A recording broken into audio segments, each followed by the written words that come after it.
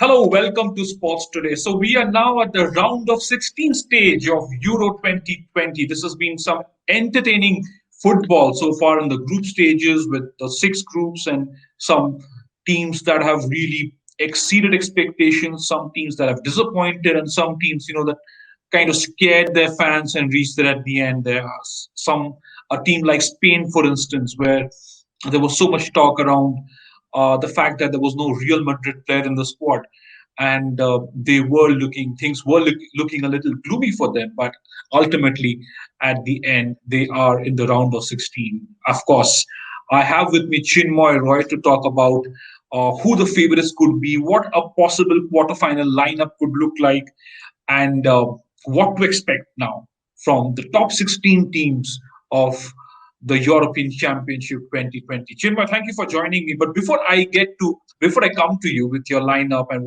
who you think, which are the teams you think that will impress, here's a quick look then at what the round of 16 is looking like. Who are these 16 teams to reach the stage after 2 weeks of grueling football? It's been intense football there in the European continent. Here's a look. Well, that's what the lineup is looking like then. It's Wales versus Denmark. Then there's Italy versus Austria, Netherlands versus the Czech Republic, Belgium versus Portugal, Croatia versus Spain, France versus Switzerland, England versus Germany, and then Sweden versus Ukraine. Of course, the quarterfinals will start from the 2nd of July. So that's a long way to go there. So the next 5 days will be all about these 16 teams. Chinmoy, a lot of these Yes. teams, I come to you straight.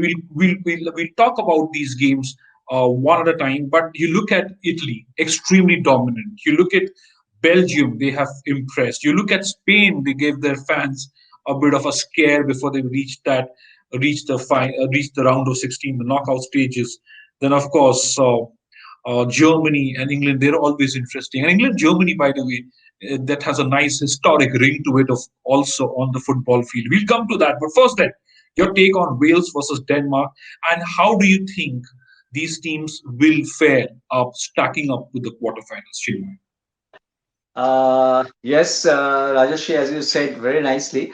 Now the things are poised in such a way. I just give one by blow by blow. For example, the group of death, right? Now, the group of death we all know had France, Portugal, Hungary, and Germany. Now, the Hmm. biggest thing is that I would say there is a cliffhanger in cricketing terms going right down to the wire when Portugal and France was 2-2, and then Germany at the fag end got that Goretzka goal to make it a draw, and then Germany just squeezed in. Now the thing is, the group of dead people, they have overcome a lot of top team. I mean, the top teams were there, locking on there, so they will be well prepared going Hmm. into the knockout stage. Now, as you said, which are the better teams to look at? Now, on paper, it looks not only on paper, on form, as you said, Italy. Italy looks, because they have got 7 goals, didn't concede one. So there's a good defense with guys like Bonucci, and then in the midfield, Nicole Barella, Jorginho, the Brazilian, and then Locatelli. It looks a good unit, both up front and in the back. And they're playing in a 4-3-3 formation. As we all know, Roberto Mancini has come out of all this. And so Italy looks very sound. But the fact is, Italy will be playing Austria and Belgium will be playing Portugal. So the winners, so Italy, we all expect that they will go past Austria, but then there will be Belgium versus Portugal. So there will be, I mean, the two titans will be clashing, right? So in the quarterfinal stage, we're going to miss out. Now, in the same thing, England will be playing Germany. England will be playing Germany, but then the winner will play against Sweden versus Ukraine. So Hmm. there, if they cross that hurdle, they will get a lighter side, right? Now Wales and Denmark tomorrow, the match, and the winner will play Netherlands versus Czech. Now we all think that Netherlands will go past Czech Republic. They're going to face Wales, Gareth Bale's Wales, and a resurgent Danes, right? A resurgent Danes. So this is more like the lineup, and Spain plays Croatia, and they're going to meet France versus Switzerland. France. Now I come to France. Uh, France didn't live up to the expectation, right? We all know, right?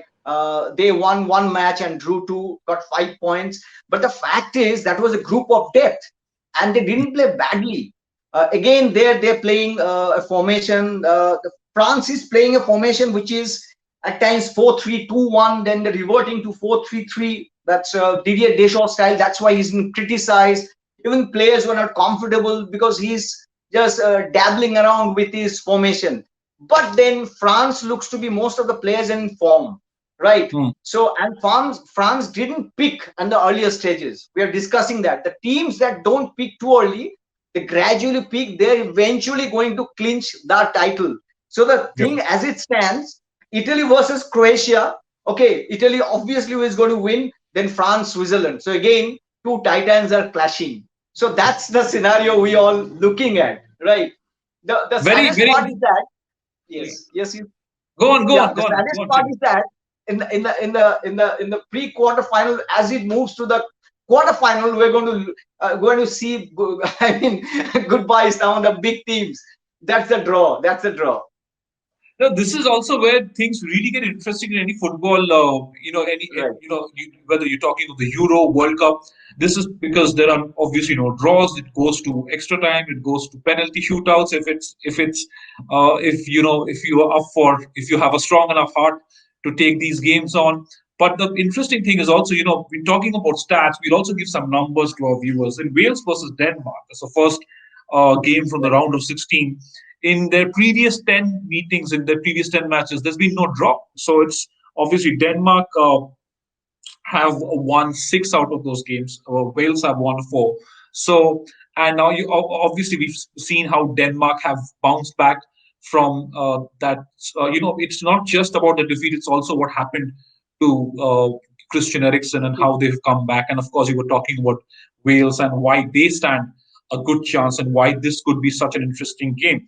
You've also spoken about some interesting games at Italy versus Austria. Again, we were talking about Italy. The Italians have just been, they have been unbeaten in their last 13 matches against Austria in all competitions. So that's something to look forward to as well. Shinmai. Quickly though, also on a couple of the other games, you've spoken about Netherlands versus the Czech Republic. How do you see these two teams, especially lining up against each other? Because we've seen how and the Czech Republic, dare I say, they have been among the more impressive teams also heading into the through the round of 16. I'll give you a quick insight, a quick number. This is the Czech Republic and the Netherlands are facing each other at the European Championships for the third time. That is excluding Czechoslovakia meetings when they were called Czechoslovakia. And both teams have won one game each. So there's been a very tight contest. The last time that they had met in the competition was in 2004, in the Euro 2004. When you remember, the Czechs had really come back from behind. They were 0-2 down and they came back to win 3-2. And these are games that are sometimes so fascinating to watch. You look at the lineups. I'd want to take you through the lineups for this particular match and how you think these two teams are lined and standing against each other. Okay. Now, as you said, now Netherlands have done very well, right? If you look at the group, they have won all the 3 matches. Now, again, Netherlands has scored 8 goals and has conceded 2. So what it reflects is that they have got a very good offensive lineup, and their defense is quite strong. The most important part that statistic reveals is that Netherlands have recovered more balls. I mean, football in certain extent is a counter-attacking game. What is a counter-attack? The moment you snatch the ball from the opposition and your attack starts right from there. So it shows that Netherlands has recovered 155 balls, snatched it from the opponents. Okay, that's great. What it reflects is that those players, even in the offensive lineup or the midfield, apart from the defenders, they were able to, I mean, it's more of a total football. You understand? Johan Cruyff's side discovered this total football. And this tiki-taka is because Cruyff was there in Barcelona. So tiki-taka is then just a new version of total football. So in that regard, Netherlands has done very well, looks to be very strong. They Mm. really exhibited superb skill with the Wieslandam, and then there is Depe round. So it's a very good side. Frank de Boer, he is managing the team very well. If I am to put my money on, I'll always go with Netherlands. And Netherlands has a fair chance of reaching the semi-final because they will be facing against the winner of Wales and Denmark. Denmark, Mm. though, is ranked 10th in the world, much higher than Wales. Uh, I think the scales will be tilted in favor of Denmark. And Mm. well, any team can win the European sides, but I think Netherlands is a favorite against Czech, and it seems that Netherlands will go to the semi-final unless something big things happen because they look to be very strong. Frank de Boer's side. Right. Also, we'll also talk about two other interesting games because people will keep talking about these. Croatia versus Spain, because we've just spoken Right. about Spain and how their football has changed and how it was a bit of a scare for their fans before they made it to the round of 16. Now they're meeting Croatia, of course, after winning the Euro 2008, then the 2010 World Cup. It's been a rough ride for Spain in these tournaments, right? They were knocked out. And the last time in the FIFA World Cup, of course, they were knocked out by Russia. So they're going to look forward to this, right? And they suddenly feel after that last game that there's still enough in that tank, enough in the arsenal to push Croatia. Albeit it's not going to be easy. We've seen that's not going to be easy, and suddenly they'll feel that okay, here's a chance to push back and see what we can make of it. Spain in the quarterfinals, and then it's anybody's tournament from there on. The thing is, Luis Enrique already under the fire. You said before, no Real Madrid players in the side. They didn't do quite bad, really. They thrashed Slovakia. We all know that Slovenia rather 5-0 in the last match. Got 6 goals, conceded 1, got 5 points. But the fact is, this is not the same Spain. Whenever we talk about Brazil, we really relate to the golden days. Whenever we talk about Spain, we go back to Iniesta's, right? Xavi Hernandez, Gerard Piqué, stuff like that. It's not the same Spain, right? Now, if I am to look at Spain versus Croatia, Croatia is little aging side. They're fading away, Modric and all these guys. Okay, Mm. so I think Spain, for example, the way they came back in the fag end of the group, I think Mm. they're on a high, right? On a high, I would say. Though Croatia did very well in the last group match to go to the knockout round, I think if the way Spain revived themselves, I think they have a fair chance beating the Croatians and going ahead. But then, even Spain goes through, they'll be meeting all likelihood France because France plays against Switzerland. So then, in the quarterfinal, I don't think Spain has enough ammunition with them to go over France. Right. I don't think so. No, therein lies the interesting. Therein lies the interest ahead of the round of 16 and heading into the quarterfinals after these 4 or 5 days. But we'll also talk about England versus Germany again. This is a historic rivalry on the football Absolutely. field. And England, do you think it's okay for Gareth Southgate to say that we won't be bogged down by previous records, all of that, but against the Germans, against the precision of the Germans, is it going to be that easy for England to say, you know what, we're not bothered about the baggage of the past or failures of the past? We've got a young team. This is a very, very talented young England team, and they will also be not just that; they'll also be under the pressure of winning a big tournament. Now, this is as good a chance as any for the English team to go out and conquer the continent, at least, if not the world, anytime soon. Uh, the thing is that England versus Germany, it will be a battle between the German forward lineup and against England defense. See, Germany got 6 goals, 7. Germany scored 6 goals, conceded 5. And we all have seen that German defensive line is very brittle, right? It's not as strong as the offensive line. In sharp contrast, England scored 2 goals, didn't concede 1. England's attacking lineup is struggling. There's dilly-dallying. Somebody saying Jadon Sancho should come in. Phil Foden and Raheem Sterling is struggling with his form. Harry Kane is not finding the net. So England's up front is struggling a bit, right? And the England defense is very strong. Guys like Trippier and all, they are really, really very strong in the defense. Whereas Germany has got a very strong upfront. You can see they have scored 6 goals. Okay, so I think it will be a battle between the German forward lineup Yeah. and England's defense. Now, who will blink? Who will blink early? That's the only thing. No, Okay, it's also interesting with one with man on man for England Germany, because you look at Tony Cruz and how the kind of form that he has been is just absolutely. he's again, that's he underlines the German power of possession. They've not been as convincing as they would like to be, but then again, because we talk of German precision, we talk of German possession on the field, and England have also historically struggled against the Germans in terms of ball Right, possession. That right. is in itself very mentally daunting, and that could be very mentally daunting for a young side which would rely on a couple of its star strikers. Chinmay. Yes. Now, as you were saying about Germany, Germany in the tournament, again coming back to stats, 61% of ball possession, right? Mhm. Whereas England in top ball possession, they don't figure. What does it mean? It means that they're mid. See who holds on to the ball? Mostly the midfielders, right? Mostly the midfielders. So English midfield somehow is not really working well in unison with the upfront. I mean the forward lineup. So Mhm. whereas Germany has 61.3% of ball possession. So that's great, really, right? They have got the supply lineup with the forwards, as you said, Tony Cruz and all these guys, Thomas Muller. They're doing quite well. I mean, so I would suggest that if we have to look at it, it's England defense versus the defense of Germany. But then Germany has this in the current form, they're conceding too many goals. And in current form, I'm talking about England seems to be, because they'll be playing at Wembley, right?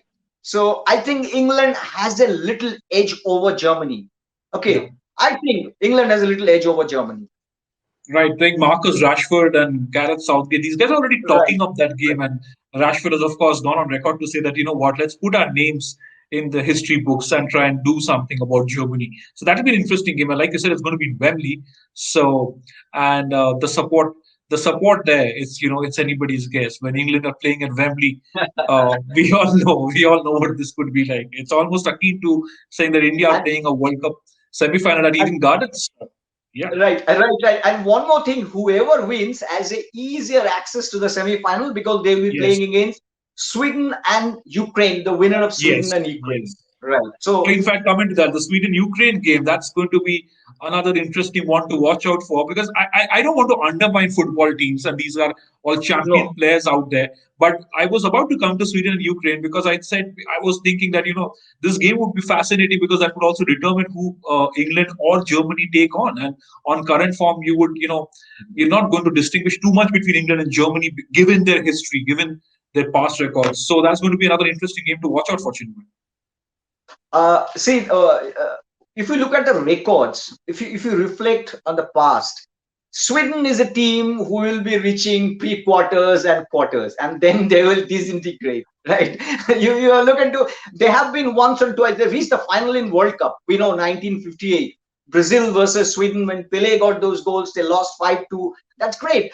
Once in a while, they have knocked into the. I mean, they've reached the semi-final. That's true. But in most occasions, they'll be a sort of quarterfinal team, right?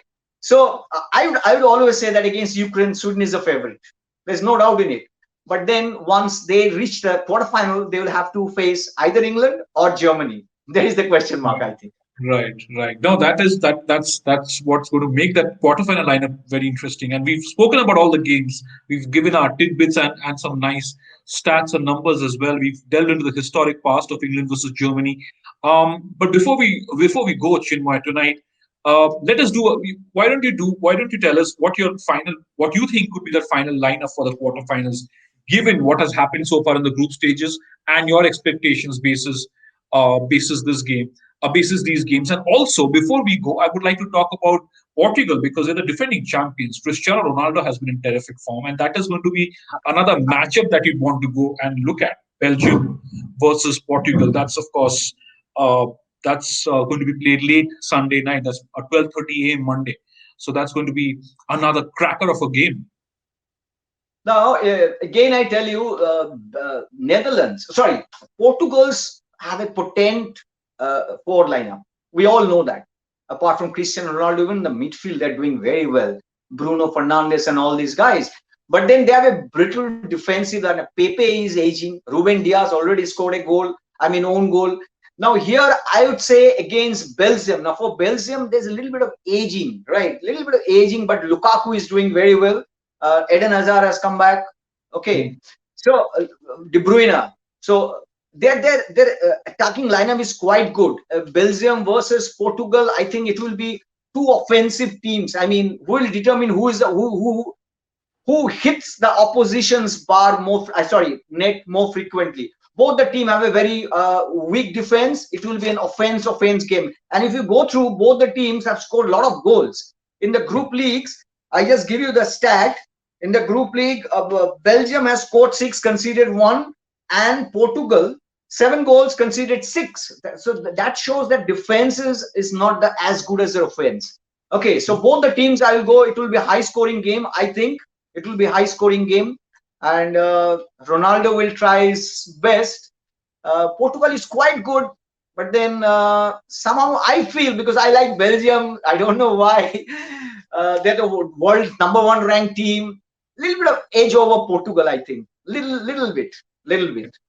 Right. Like a lot of Ronaldo fans would, of course, want Portugal at once. And since he's been in good goal-scoring form and he's been in news off the field as well, so that's going to be a nice feeler to the tournament as it progresses. I just, as you said, you want to wrap it off. I give a tremendous stat about Cristiano Ronaldo, who played 270 minutes.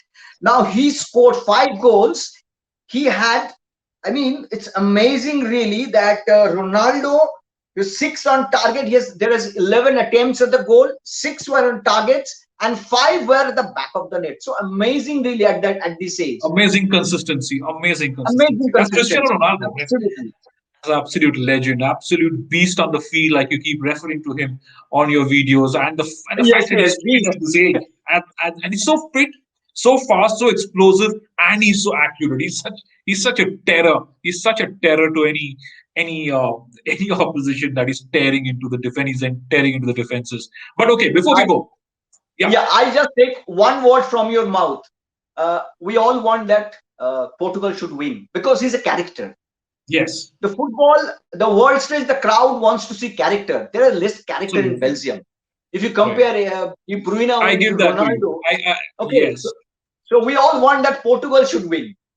Absolutely. I completely agree. And as neutral fans, we want to see some character and some color as this tournament heats up towards the knockout stages. So we've seen plenty of good action. We've spoken about the high performers, the high stakes performers, the teams in the European Championship 2020. But Chinmay, quick wrap on your 8 quarterfinalists. What do you think the 4 quarterfinals could be looking like at the end of this week?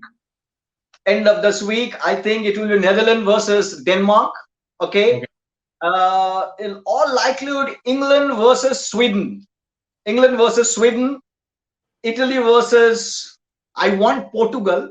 I don't know whether Belgium, there's a question mark, right? Italy versus Portugal, that will be a great match. Okay. Then I would suggest it will be Spain versus France.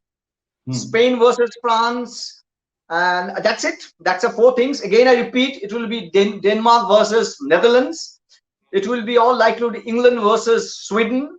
Then it will be Italy versus Portugal. I want Portugal to be there. And last is Spain versus France.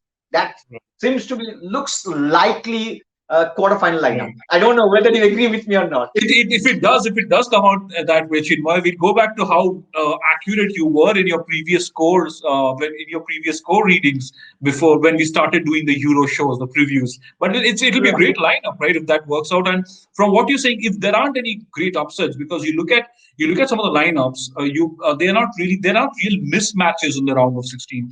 There are more or less even teams taking on each other. Of course, some will have historical dominance, some will have other issues, some will be low on current form, but it'll be interesting to see what they do when the Italians advance, if the Portugal team advances, or will it be Belgium, and if Denmark get through, and what is it that we're going to see in the quarterfinals. But all assured, everything taken into consideration is going to be pretty high octane, high quality football like we have seen so far for the last 2 weeks. Thank you so much again, Chinmoy. We'll of course join you, all our viewers, on Sports Today right through the round of 16, the quarterfinals. We'll also build up every day to the knockout stages of the European Championship 2020. Thank you so much for joining me and Chinmoy again on Sports Today. We'll of course continue to cover cricket. We'll continue to look ahead into India's tour of England, where they will take on the hosts for a 5-test match series. The women's cricket team is there, and of course, we will continue with our build-up for the Olympics and a lot of other sports. So stay tuned, stay glued to this channel, and please do subscribe to Sports Today. Thank you so much for joining us this evening. Have a pleasant weekend and enjoy Euro 2020 and all our analysis and coverage on Sports Today.